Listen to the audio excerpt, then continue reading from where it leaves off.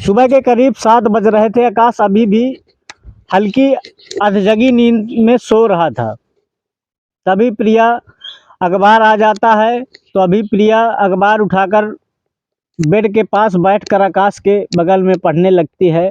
और जैसे ही first headline पढ़ती है कि कालगल प्रिया की मौत, ऐसा जहां सुनता है आकाश, तो आकाश उठकर बैठ जाता है, क्योंकि वो फुल नींद में नहीं होता है, सुबह का समय होता है। और अखबार छीन लेता है प्रिया से आकाश, और फिर अब खुद उस हेडलाइन को पढ़ने लगता है। उस हेडलाइन को पढ़ते पढ़ते आकाश की आंखों में आंसू आ जाते हैं। तो प्रिया आकाश को गौर से देखती है और कहती है, आकाश तुम्हारी आंखों में आंसू, और ये ऐसा क्या, तुम इस लड़की को जानते हो? तो आकाश बात को टाल देता है और कहता है, मैं अभी अभी जगा हूँ, इस वजह से रात भर का कचरा वो आंखों से निकल रहा है। वो किसी तरह बात को टाल करके बाथरूम चला जाता है, अखबार को वहीं रखकर, और बाथरूम में चुपचाप रो लेता है। आंसू बहाकर वो हाथ मुंह धुलकर सीधे नहा कर निकलता है, और निकलकर वो मन में ठान लेता है कि सीधे मैं टीना के पास जाऊंगा, जिस टीना की मौत हो जाती है।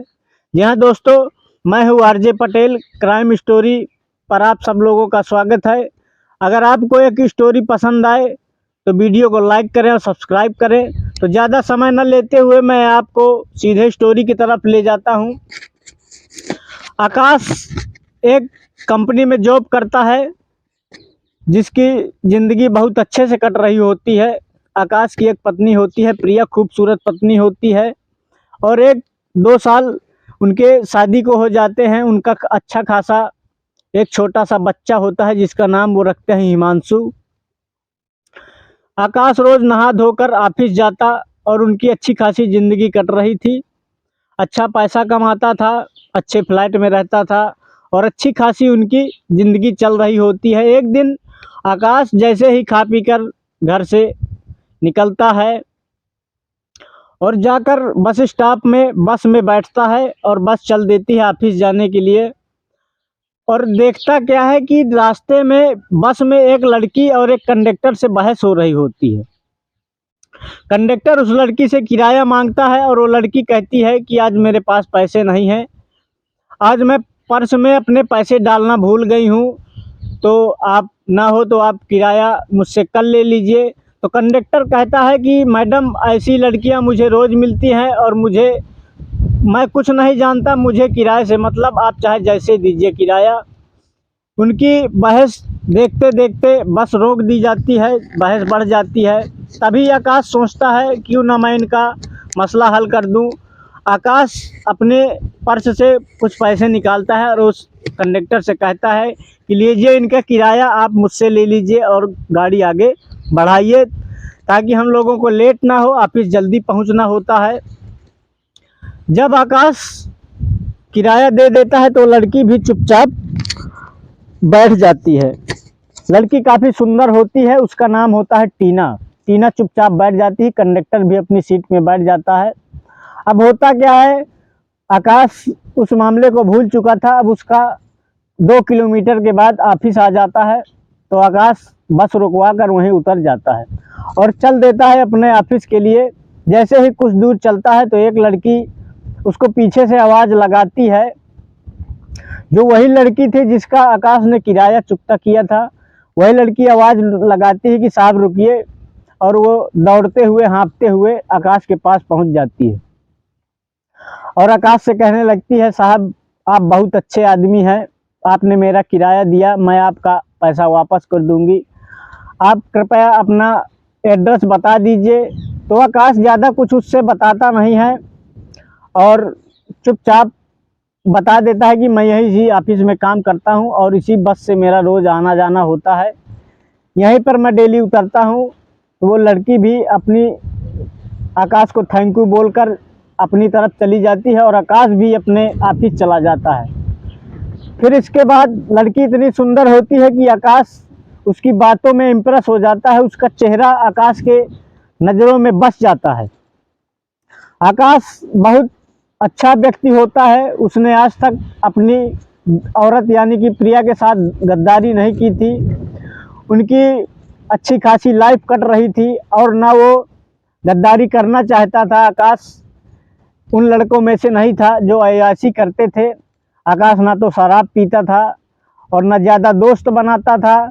उसका सीधे ड्यूटी और ड्यूटी से घर आना जाना हुआ करता था। और जैसे ही उस लड़की के संपर्क में आता है आकाश, तो वो लड़की उसके माइंड में जगह कर जाती है। आकाश अब फिर दूसरा दिन जब आकाश ऑफिस के लिए निकलता है उसी बस में, तो उसकी नज़रें कुछ ढूंढ रही होती हैं उस बस की सीटों में, जो कि उसको नहीं दिखता। इसी तरह करीब 2 हफ्ते गुजर जाती हैं। वो लड़की दोबारा आकाश को नहीं दिखती। होता क्या है, एक दिन अचानक आकाश ऑफिस में बैठा होता है और फाइलें इधर उधर कर रहा होता है। उसका माइंड बहुत डिस्टर्ब होता है, गुस्से में होता है, चपरासी को भी डांटता है और फाइलें इधर उधर पटकता है।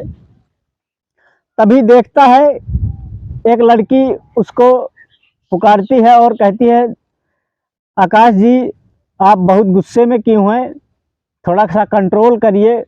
जैसे ही आकाश सर उठाकर ऊपर से नीचे देखता है, तब वही लड़की होती है जिसका आकाश ने किराया चुकता किया था, जिसका नाम था टीना। और आकाश से कहती है टीना, आकाश भी कहता है कि टीना आज तुम यहाँ मेरे ऑफिस में कैसे? बोली, आकाश जी मुझे टाइम नहीं मिल रहा था आपसे मिलने के लिए, इसलिए मैं आपके ऑफिस ही आ गई। और मुझे आपका बस में वेट करने का समय नहीं था बस स्टैंड में, इसलिए मैं आपके ऑफिस ही आ गई और आपसे एक दरख्वास्त करूंगी कि एक काफ़ी हो जाए। तो आकाश कहता है कि बस थोड़ा ही समय रह गया है छुट्टी का, और जैसे ही छुट्टी होती है तो चलते हैं, काफ़ी पियेंगे। तो आकाश और टीना दोनों शाम के वक्त एक होटल में जाते हैं और चाय पीते हैं, और आकाश और टीना की दोस्ती हो जाती है। आकाश को भी टीना बहुत पसंद आती है। टीना एक काल गर्ल होती है, उसी हिसाब से वो छोटे कपड़े पहनती है। एक गोरी चिट्टी लड़की होती है टीना, जिसे देखकर हर कोई मचलने लगता था। लेकिन टीना के बारे में आकाश को सब कुछ पता नहीं होता, और आकाश के बारे में टीना काफ़ी नॉलेजफुल हो जाती है, क्योंकि आकाश काफ़ी पीते पीते बताता है कि मैं एक शादीशुदा मर्द हूँ। जब आकाश टीना से बताता है कि मैं एक शादीशुदा मर्द हूँ, और तब आकाश टीना की नज़रों की तरफ, चेहरे की तरफ देखता है, तो टीना को कोई फ़र्क नहीं पड़ता है उसकी इन बातों से, और उनकी अच्छी खासी बातें होने लगती हैं, और एक दूसरे का फ़ोन नंबर ले लेते हैं। अब आकाश और टीना अक्सर मिलने जुलने लगते हैं। आकाश को टीना से प्यार हो जाता है, और आकाश टीना को अपनी बाहों में भरना चाहता है। लेकिन टीना आकाश से सिर्फ दोस्ती करना चाहती है। एक दिन क्या होता है कि टीना आकाश को अपने घर बुलाती है, तो आकाश जल्दी ड्यूटी अपनी ख़त्म करके शाम को जब घर पहुंचता है, तो नहा धोकर फ्रेश होकर और अपना कपड़े बदल कर चल देता है टीना के लिए। तो प्रिया कहती है कि आज आप कहाँ जा रहे हैं सज धज कर? तो आकाश कहता है कि मुझे एक दोस्त से मिलने जाना है, जिससे मेरी कंपनी के थ्रू एक काम निकला है, जिससे मुझे मिलने जाना है। तो टीना को वो इन बातों में बहला देता है। अब आकाश चल देता है टीना के घर। जैसे ही टीना के पते पर बताए घर पर पहुंचता है, तो जैसे ही एक बहुत वीआईपी फ्लैट होता है टीना का, जैसे ही टीना के घर के अंदर प्रवेश होता है, तो उसको दारू जैसी बदबू आती है, शराब की बदबू आती है, और देखता है कि टीना आज बहुत सुंदर लग रही थी, क्योंकि टीना बहुत छोटे कपड़े पहने हुए थी। और टीना को देखकर आकाश मंत्रमुग्ध हो जाता है, और उसके मन में उथल पुथल मचने लगती है। तभी टीना जैसे ही आकाश को देखती है, खुश हो जाती है और बुलाती ही कि, और टीना आकाश का हाथ पकड़कर अपने सोफे पर बिठाती है, और बगल से टीना भी बैठ जाती है। और टीना कहती है, आप यहीं बैठिए, मैं आपके लिए कुछ चाय नाश्ते का इंतज़ाम करती हूँ।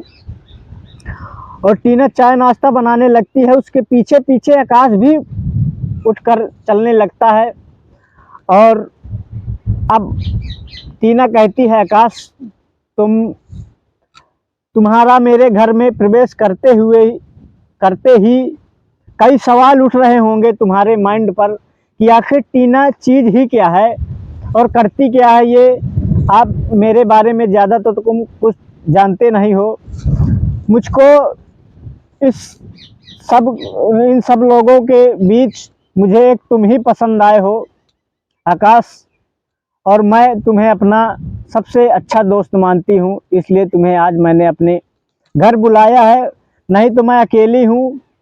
मेरे पिताजी और मेरी माताजी भी 2-3 साल पहले माँ गुजर गई थी, इसके बाद मेरे पिताजी भी गुजर गए और मेरे कोई भाई और बहन कोई है नहीं, मुझे रोकने टोकने वाला कोई है नहीं। अब दोनों चाय बन जाती है, दोनों सोफे में बैठकर बातें शुरू कर देते हैं। तो टीना बताती है कि आकाश, मैं तुमसे कुछ बताना चाहती हूँ ताकि तुम्हारे और मेरे दोस्ती के बीच में कभी कोई दरार ना आए, और मैं तुम्हें सबसे अच्छा दोस्त बनाना चाहती हूँ।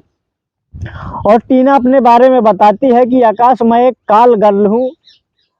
जो कोई मुझे फ़ोन करता है तो मैं उनके जिस्म की हवस मिटाने जाती हूँ, और अच्छा खासा मुझे पैसा भी मिलता है इस काम का।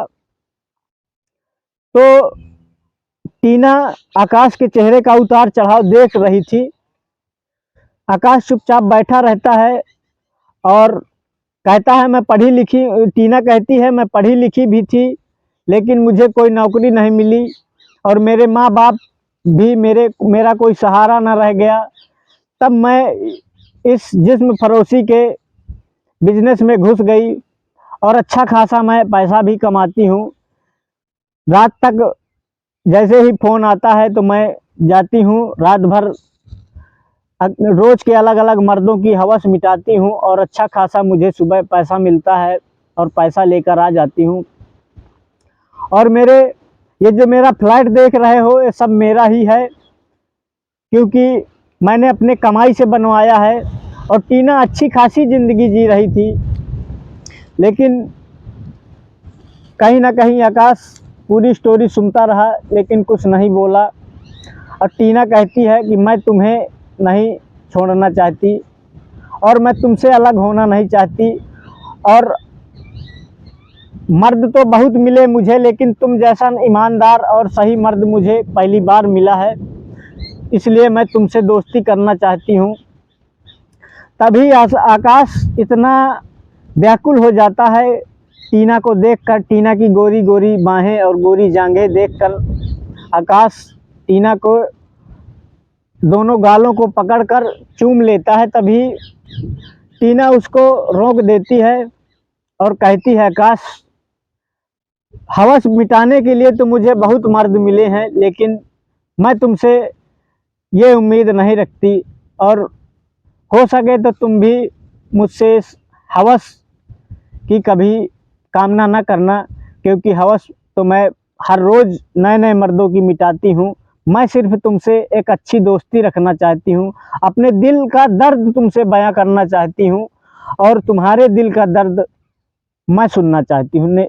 लेकिन इस हवस का खेल तो मैं रोज़ाना खेलती हूँ, और हवस मिटाने वाले तो मुझे बहुत मिलते हैं और रोज़ मिलेंगे। तो अगर तुम मेरे दोस्त बनकर रहो तो मुझे बहुत अच्छा फील होगा, क्योंकि मुझे आज तक ऐसा कोई मिला नहीं। जी हाँ दोस्तों, इसी तरह सिलसिला चलता रहता है टीना का और आकाश का। अक्सर दोनों मिलने जुलने लगते हैं, लेकिन एक दिन आकाश टीना के घर आना जाना हो ही जाता है, फिर पहुंचता है।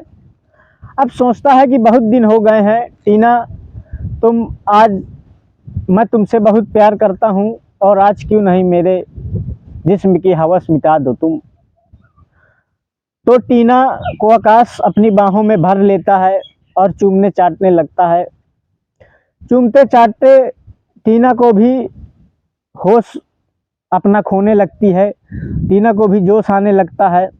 तभी टीना होश में आती है और आकाश को झिटक देती है और कहती है, आकाश, तुम भी उन्हीं मर्दों में शामिल होना चाहते हो जिनमें मैं तुम्हें शामिल नहीं करना चाहती। मैं तुम्हें अपना बहुत कुछ मानती हूँ। तभी आकाश वहाँ से तुरंत निकलकर चुपचाप अपने घर के लिए चल देता है। अपने फ्लैट आता है और लेट जाता है। तभी आधी रात को, करीब 11 बजे रात को, टीना का फ़ोन आता है आकाश के फ़ोन पर। तब आकाश अपनी पत्नी के साथ लेटा हुआ था, बीच में उनका बच्चा लेटा हुआ था जिसका नाम था हिमांशु। तीनों लोग लेटे हुए थे। तभी टीना का फ़ोन आता है।